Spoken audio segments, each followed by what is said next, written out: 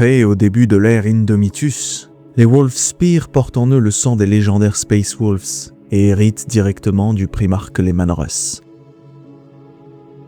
Froids, taciturnes et animés d'une détermination presque sauvage, ils sont également dotés d'un Wyrd puissant, une force spirituelle farouche qui les distingue parmi leurs frères Primaris. Cette sensibilité quasi instinctive au monde qui les entoure en fait d'extraordinaires pisteurs et, murmure-t-on, des prédateurs nés. Malgré leur jeunesse, cette confrérie sombre et redoutée a rapidement imposé son nom dans les annales de la croisade Indomitus. Les Wolfspear chassent les ennemis de l'humanité avec une ardeur inextinguible, guidés par des serments de guerre gravés aussi profondément que leurs cicatrices. Leur loyauté envers leurs frères est totale, leur haine des ennemis de l'empereur implacable. Chaque campagne menée par leur compagnie laisse derrière elle le sillage sanglant d'une meute traquant et abattant sa proie sans répit.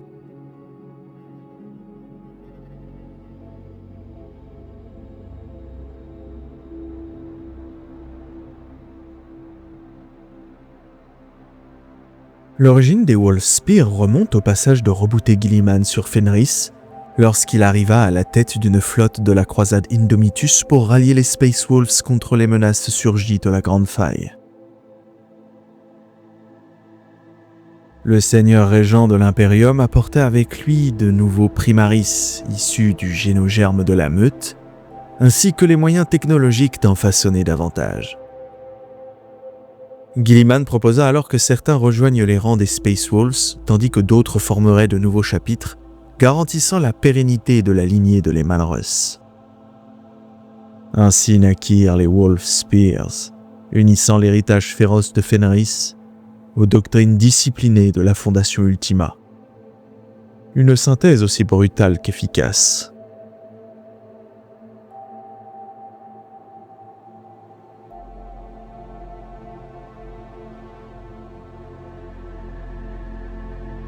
Les présents de Guilliman éveillèrent des réactions vives dans tous les chapitres qu'il approcha. Mais rare fut celle aussi contradictoire et ardente que celles qui agitèrent le croc. Bien que les grandes compagnies eussent été durement éprouvées par les campagnes récentes, les guerriers Primaris présentés au Seigneur Loup ne reçurent nul accueil fraternel. À l'odeur même des nouveaux venus, les lèvres se retroussèrent en un rictus de doute et les mains se crispèrent sur les pommeaux de haches et d'épées. Les Space Wolves n'avaient ni combattu avec ces guerriers ni éprouvé leur courage lors d'une chasse solitaire. Ils n'avaient partagé ni coupe de miel de brûlant, ni récit de bataille dans les salles résonnantes du croc.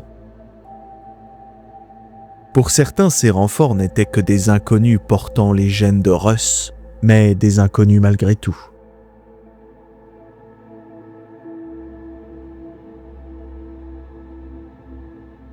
Ainsi, plusieurs seigneurs loups réclamèrent qu'on renvoie ces étrangers. Lorsque Gunnar Lune Pourpre tonna qu'il préférerait traquer sa proie avec une douzaine de véritables guerriers du ciel plutôt qu'une centaine d'hommes avec qui il n'avait jamais festoyé, de nombreux grognements approbateurs s'élevèrent. D'autres restèrent silencieux, tiraillés entre prudence et tradition. Ils craignaient que l'introduction massive de Primaris n'érode les tactiques indépendantes propres aux fils de Fenris, mais percevaient aussi chez ces écus gris une acuité prédatrice et une fierté qui rappelaient les lignées anciennes de la Velka Fenrica. Ce fut au loup suprême Logan Grimnar qu'il revint de trancher. Il commença par rappeler à ses seigneurs loups que la volonté du seigneur commandeur Guilliman ne pouvait être ignorée. Puis d'une voix ferme, il déclara les Primaris et les chapitres issus de la Fondation Ultima comme des meutes sœurs des Space Wolves. Une reconnaissance formelle et lourde de sens. Qu'ils viennent du croc ou d'ailleurs, tous descendaient du roi loup, et tous devaient avoir l'opportunité de prouver leur valeur au combat, ou à défaut, de récolter le mépris qu'ils mériteraient.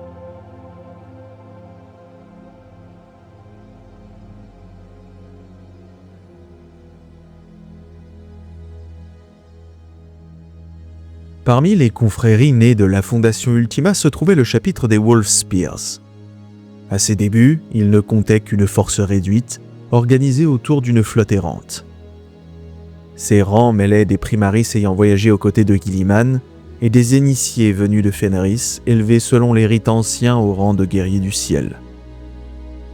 Les prêtres loups, farouchement attachés aux traditions de la Velka Fenrica, refusèrent en effet de fermer la voie du recrutement qui avait forgé les générations de fils de Russ avant eux, garantissant que la sauvagerie de Fenris coulerait encore dans les veines de cette nouvelle meute. Les premiers frères Wolfspear arboraient des traits qui trahissaient sans équivoque leur ascendance. Un regard vif, affûté par la chasse, et des canines acérées marquent indélébiles de la lignée du roi loup. Pourtant, ils se montraient rarement démonstratifs. Là où les Space Wolves se riaient fort, partageaient leurs exploits et faisaient tonner leurs chopes contre les tables du croc, les Wolfspears demeuraient silencieux, introvertis, abritant leurs émotions derrière une froideur de prédateurs en éveil. Aux yeux de nombreux fils de Russ, cette retenue créait une distance étrange, presque inquiétante. Certains y virent un manque de chaleur et par conséquent de fiabilité. Mais les seigneurs loups les plus perspicaces reconnurent dans cette réserve une loyauté farouche et un sens de la meute d'une intensité brute encore inégalement maîtrisée.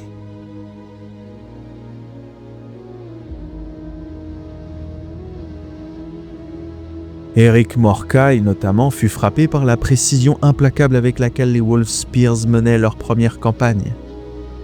Leur instinct de tueur, leur concentration froide et leur goût naturel pour la chasse à l'ennemi évoquaient ses propres méthodes.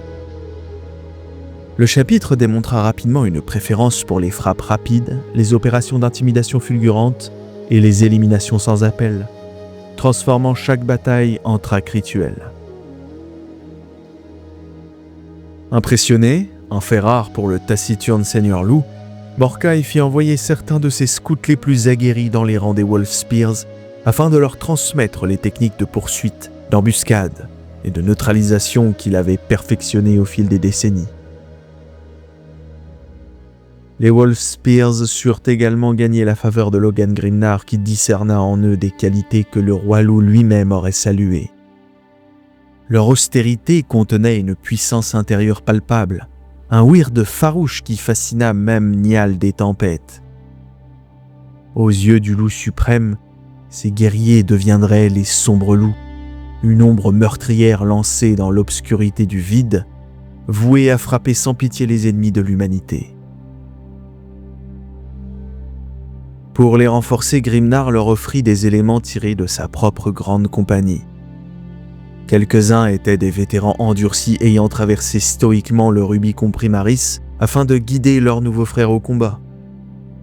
D'autres étaient de jeunes initiés destinés au cercle des champions de Fenris et comptèrent parmi les premiers Fenrisiens à recevoir les dons de Cole sous l'œil vigilant des prêtres loups. Cet afflux de guerriers, jeunes comme anciens, tissa des liens profonds entre les Wolfspear et leurs chapitres parents. Bien qu'ils ne disposassent pas encore d'un monde natal, leurs pensées se tournaient instinctivement vers Fenris, perçue non pas comme une simple planète, mais comme un totem vivant. Dans leur esprit, elle demeurait une présence primitive et spirituelle, une lumière diffuse semblable à celle d'une lune masquée par les nuées. Ainsi, les coutumes de Fenris accompagnèrent naturellement les Wolfspears à bord de leurs vaisseaux et sur les champs de bataille, mêlés aux traditions que le jeune chapitre commençait à forger. Leur fierté propre n'éclipsait cependant jamais le respect profond que leurs prêtres des runes et leurs prêtres loups vouaient aux Space Wolves, considérés comme leurs aînés et leurs guides.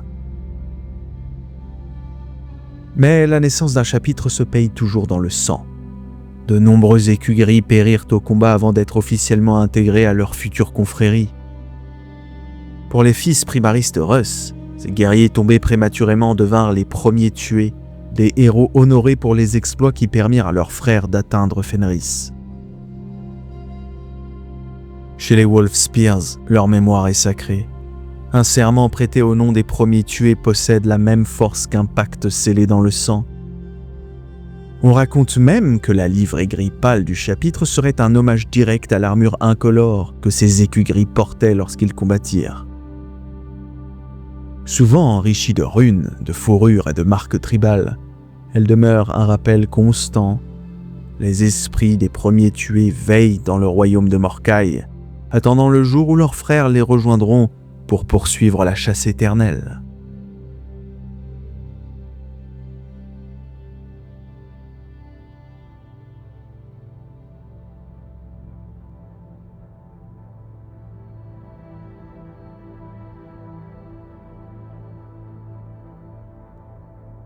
Depuis sa création, le chapitre vit avant tout comme une confrérie de chasseurs nomades, sans monde natal auquel se rattacher, rôdant de système en système à travers les étendues glaciales de l'espace.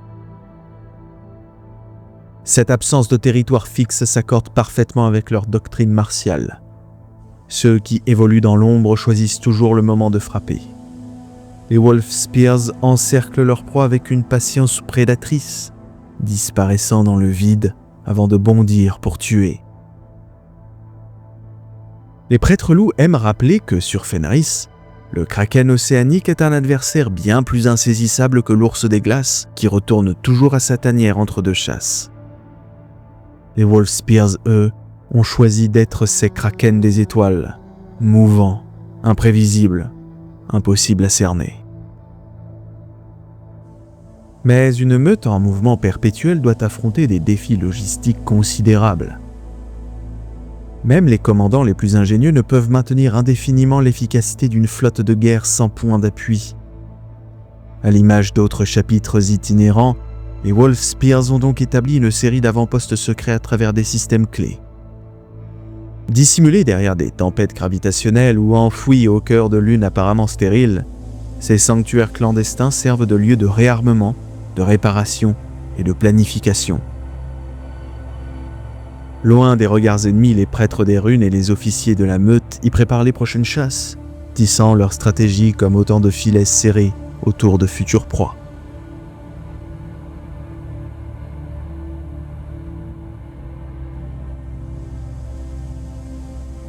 Dans de rares circonstances, ces bastions deviennent également des points de recrutement. Lorsqu'une population humaine se révèle suffisamment robuste, résiliente et volontaire, les prêtres loups jugent qu'elle peut fournir les aspirants capables d'endurer les rites brutaux menant au rang de guerriers du ciel. Peu survivent, et ceux qui émergent de ces épreuves rejoignent la meute en portant dans leurs veines l'écho sauvage de Fenris, même à des années-lumière de ces océans gelés.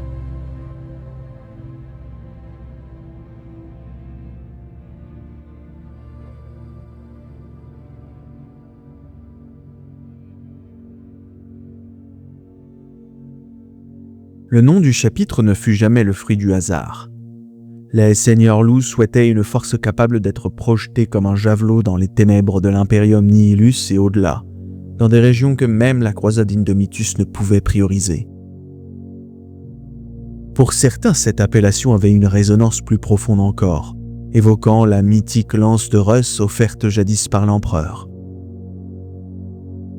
Tout comme les Manruss avaient accepté à contre-cœur cette arme sacrée pour en reconnaître ensuite la puissance, Guilliman offrait désormais les Space Marines Primaris au fils du roi loup, une nouvelle arme majeure, déployée dans une époque où l'Imperium vacillait.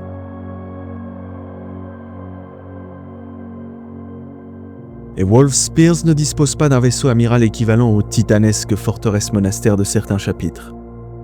Privilégiant la mobilité et la discrétion au tonnage pur, chacun des 7 Jarls, l'équivalent des seigneurs loups du chapitre, commande un croiseur personnel escorté par une flottille de bâtiments plus légers. Le croiseur Umbral Claw, par exemple, appartient au grand Jarl Irik Stialnov et tient à la fois lieu d'armurerie, de sanctuaire spirituel et de cour seigneuriale. Si plusieurs Jarls unissent volontiers leur meute pour s'abattre ensemble sur des cibles d'importance, chaque flottille conserve une indépendance totale, capable de chasser seule pendant des années. Cette autonomie engendre inévitablement des variations subtiles dans la culture, les rites et les tactiques de chaque jarldom. Lors des rares occasions où les Wolf Spears se rassemblent au complet, les guerriers des différentes meutes se réunissent pour échanger récits de traques et leçons tirées de leur campagne solitaire.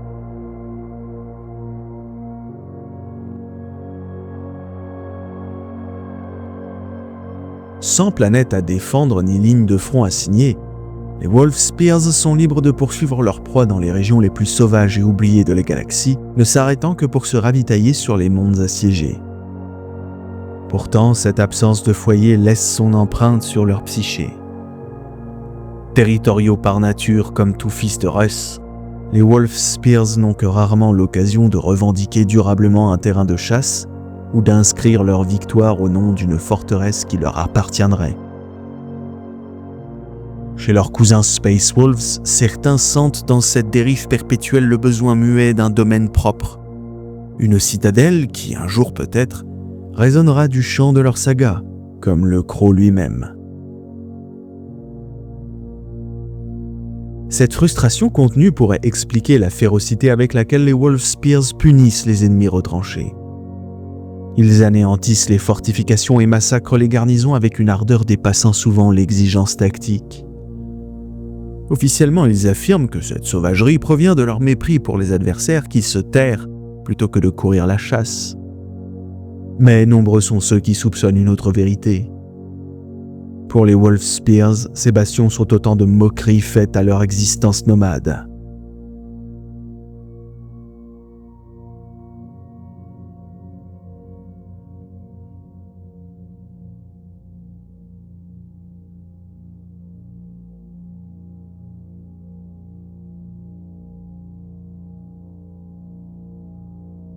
Comme leurs ancêtres, les Wolf Spears combattent en meute et leur doctrine entière tourne autour du pistage coordonné, de la poursuite opiniâtre et de l'extermination méthodique de leur proie. Il existe 1000 façons de percevoir l'odeur du gibier. Parfois, un prêtre des runes capte un écho psychique fugace, lançant aussitôt la chasse. D'autres fois, la piste se trouve dans les ruines d'une cité brisée ou parmi les carcasses calcinées d'une flotte défunte. Une fois la trace identifiée, les Wolf Spears se rapprochent silencieusement, étudiant les mouvements de l'ennemi pour en déceler les faiblesses. Le rôle crucial revient aux infiltrateurs en armure Phobos qui se glissent derrière les lignes adverses pour évaluer les défenses, désactiver les sentinelles et éliminer les menaces susceptibles de perturber l'assaut principal. Puis viennent les Eliminators, annonçant une campagne de terreur qui ne s'achève qu'avec la victoire. Leurs tirs précis sèment la confusion, abattant officiers, psychers, éclaireurs et tous ceux dont la mort fragilise l'esprit de la proie. Lorsque l'ennemi chancelle, les Wolf Spears lancent l'attaque décisive. Des Outriders et des transports antigraves frappent sur tous les flancs, coupant la retraite et isolant les cibles prioritaires. Des meutes de cavaliers sur loup tonnerre et d'autres unités de soutien encerclent alors les groupes vulnérables, exploitant la terreur que leurs frères ont déjà instillée. Les Wolf Spears s'efforcent d'adapter ces méthodes dans les combats spatiaux, terrorisant des flottes supérieures en nombre avant de porter des frappes chirurgicales sur les bâtiments les plus vulnérables. Toutefois, la phase de poursuite diffère. Dans l'immensité du vide, traquer une flotte en fuite devient une épreuve d'endurance titanesque. Pourtant, qu'une piste s'étende sur un système, un secteur, ou plonge dans les tumultes du Warp lui-même, les Wolf Spears y voient un défi digne d'eux. Ils savent que leur proie finira par s'épuiser. Harcelées sans relâche par une meute invisible qu'elles ne peuvent semer, nombre de cibles abandonnent tout espoir et se rendent lorsque les Wolf Spears lancent enfin l'abordage.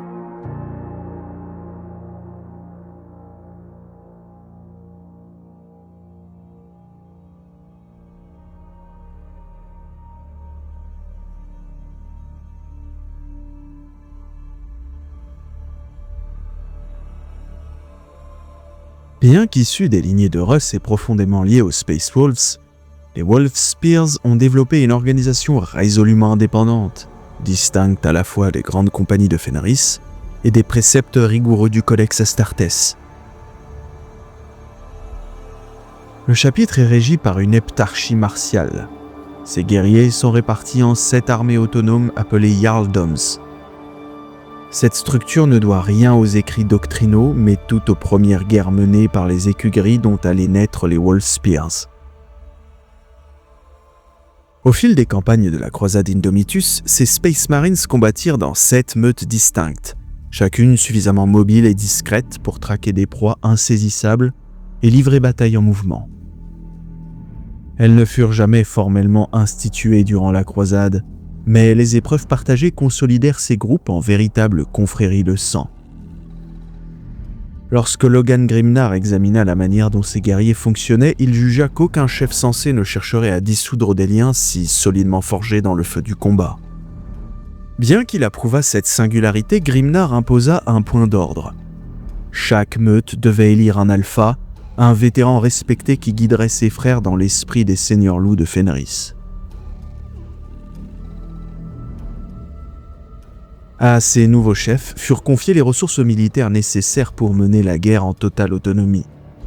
Chacun commande ainsi un arsenal redoutable d'armes, de blindés et de machines de guerre, ainsi qu'une force d'Astartes comparable, en puissance de frappe, à une compagnie codex. Cette indépendance féroce façonne la chaîne de commandement du chapitre, diffuse, flexible, presque mouvante. Chaque Jarl, car tel est le titre que choisirent ces alphas, dirige son Jarldom, son domaine, sa compagnie, comme il l'entend, s'appuyant sur les conseils des prêtres loups, des prêtres des runes et des prêtres de fer qui l'accompagnent. Ils ne reconnaissent une autorité supérieure que dans les circonstances les plus graves. Dans de telles heures, les Jarls élisent un grand Jarl chargé de rassembler les 7 Jarldoms pour vaincre un ennemi d'une dangerosité exceptionnelle ou pour répondre à une requête impériale de portée stratégique majeure. Comme de nombreuses traditions propres aux Wolf Spears, cette pratique n'est pas gravée dans le marbre. Elle découle de serments pragmatiques plutôt que d'un corpus doctrinal, et pourrait encore évoluer au fil de l'histoire du chapitre.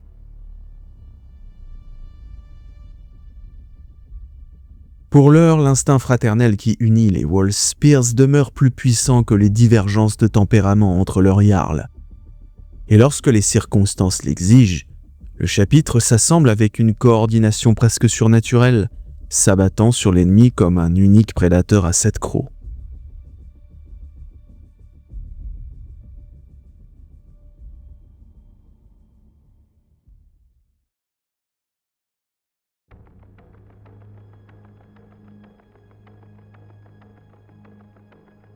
Les Wolf Spears sont des fils de Leman Russ et ressentent un lien viscéral avec tous ceux qui portent l'héritage génétique du roi loup. Comme leurs ancêtres de Fenris, ils possèdent des sens aiguisés à l'extrême, une intuition de prédateur et cette agressivité instinctive que nul entraînement ne peut vraiment assagir. Certes, ils affichent rarement l'emportement flamboyant si fréquent chez leurs cousins Space Wolves, mais ils doivent eux aussi lutter pour contenir la bête intérieure qui ronge le cœur de tous les descendants de Russ. Lorsque la technologie Primaris fut révélée aux Space Wolves, Ulrich le tueur crut un instant y voir la clé pour enfin mettre fin au fardeau génétique qui pèse sur sa lignée, la malédiction du Wulfen. Pourtant, même le plus austère des prêtres loups dut reconnaître la vérité. La tare n'a pas disparu. Chez les Wolf Spears, comme chez tous les Primaris issus du Canis Helix, l'anomalie survit, tapie comme un loup affamé derrière les yeux du guerrier. Dès qu'un aspirant reçoit le précieux patrimoine génétique, sa vie devient un combat perpétuel, aussi bien physique que spirituel. Dans le tumulte de la bataille, chaque fils du chapitre peut sentir la sauvagerie dévorante du Wulfen s'éveiller, cherchant à briser les derniers remparts de discipline. Pour certains, cette fureur retombe une fois le combat achevé, ne laissant que des crocs serrés et le souffle rauque d'un prédateur maîtrisé de justesse. Pour d'autres, la transformation est totale et irréversible. Ces guerriers deviennent alors des Wulfen, des incarnations féroces de l'héritage le plus sombre de Russ, combattant pour les Wolf Spears comme des bêtes sacrées que l'on ne peut plus ramener à une forme humaine, mais dont la rage reste une arme bénie dans les guerres les plus désespérées.